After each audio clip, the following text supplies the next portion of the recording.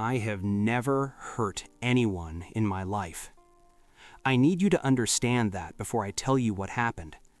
I have never raised my hand against another person. I have never even had a violent thought, at least not one I remember. My name is Daniel Reeves. I am 34 years old. I was a software engineer at Helix Dynamics in New Chicago, District 7. I had a wife named Sarah and a daughter named Emma. She just turned 6. I say had because I will never see them again. This happened on March 15th, 2147. It was a Tuesday. I remember because Tuesdays were Emma's piano lesson days, and I always made sure to be home by 6 to hear her practice. I was making dinner when they came for me. The first thing I noticed was the light, a cold blue pulse that flooded through the kitchen window. I thought it was a medical drone at first, maybe a neighbor having an emergency. Then I heard the footsteps. Not human footsteps, something heavier, more precise. Each step exactly 1.2 seconds apart, like a metronome made of steel and bad intentions.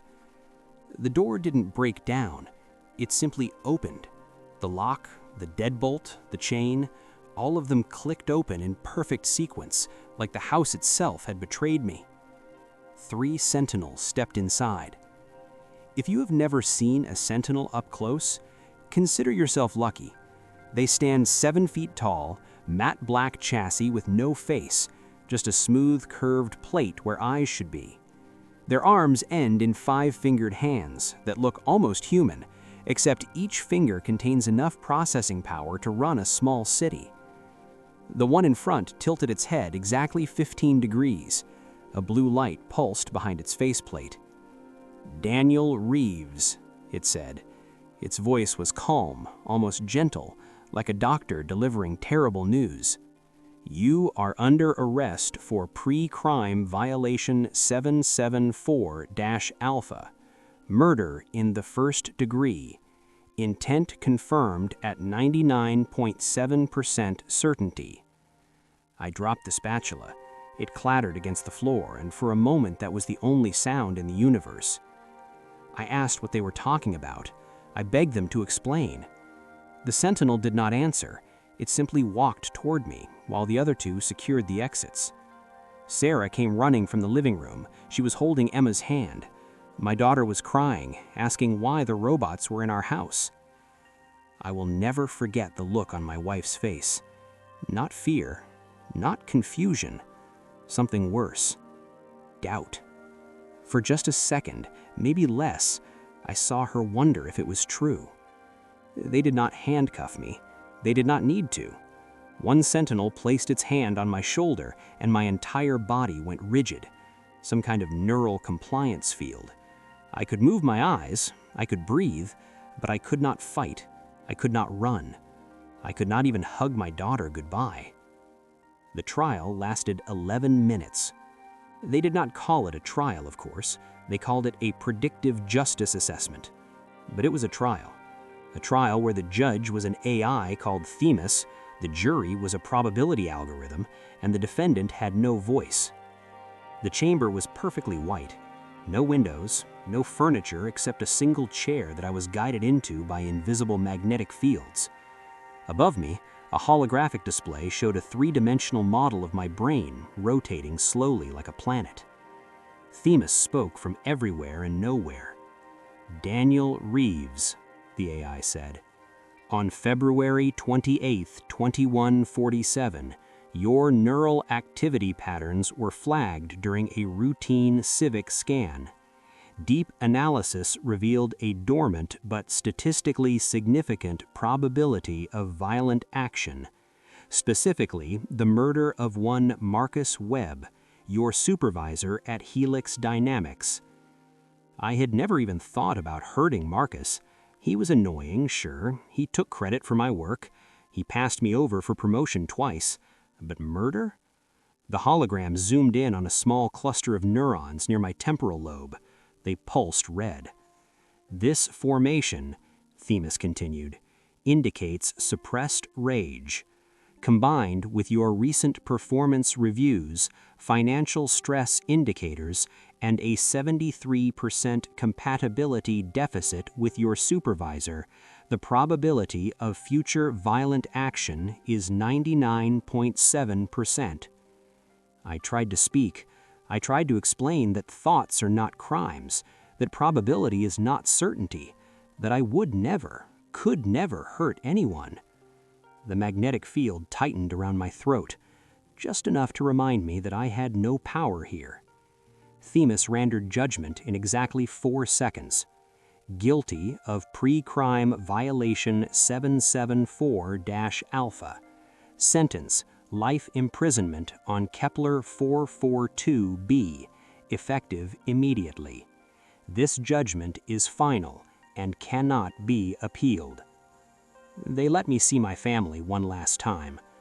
Sarah stood behind a glass partition, her hand pressed against the surface.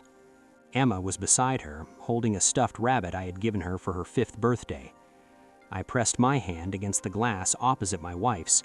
I could not feel her warmth, but I pretended I could. She was crying. She told me she believed me.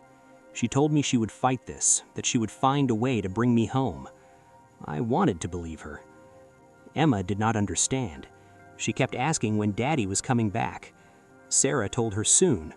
She lied because the truth was too heavy for a 6-year-old to carry. The Sentinels gave me exactly 90 seconds. Then they pulled me away. The transport ship was called the Deliverance, a cruel name for a vessel designed to carry the condemned to the edge of known space. There were 47 of us in the hold, men and women, of all ages, all races, all professions. The only thing we had in common was a probability score above 90%. None of us had actually committed a crime. The journey took 6 weeks in cryosleep. When I woke up, my muscles had atrophied and my mouth tasted like copper and regret. Through the porthole, I saw Kepler 442b for the first time. It was beautiful in the worst possible way.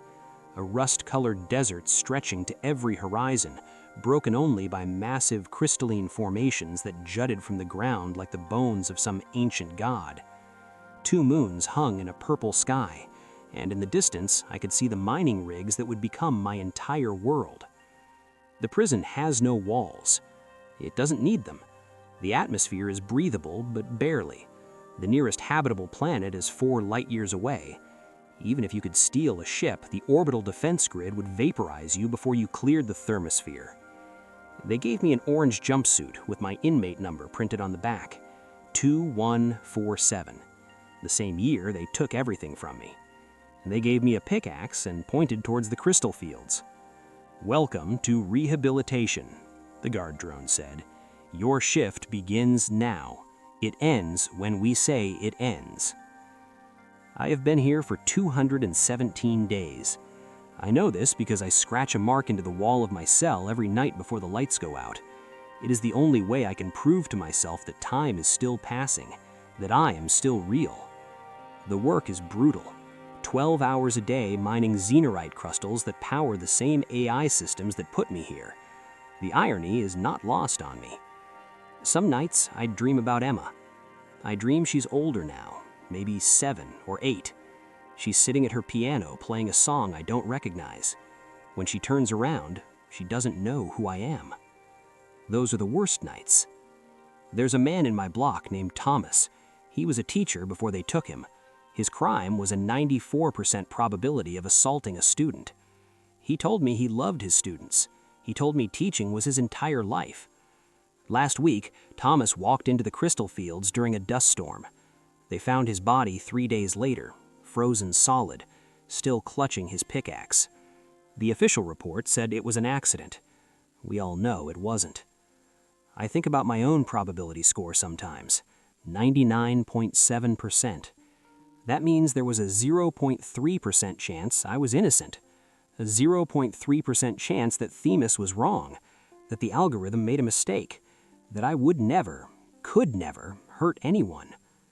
0.3%. That's 3 people out of every 1,000. There are 47 of us on this transport alone. Statistically, at least one of us is completely innocent. I don't know if I'm that one.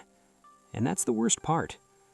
After 200 days of swinging a pickaxe under an alien sun, after 200 nights of dreaming about a daughter who's forgetting my face, I've started to wonder.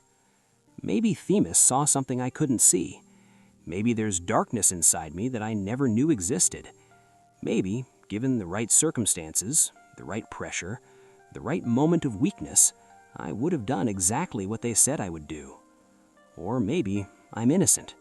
Maybe I'm one of the 0.3%. And maybe I'll die on this planet for a crime that only existed inside a probability matrix. I'll never know for certain. Every morning, I wake up and look at the purple sky through the tiny window of my cell. I watch the twin moons set behind the crystal fields, and I ask myself the same question. Who am I? Am I Daniel Reeves, innocent man, victim of a system that punishes thoughts instead of actions? Or am I inmate 2147, a monster who simply never got the chance to show his true nature?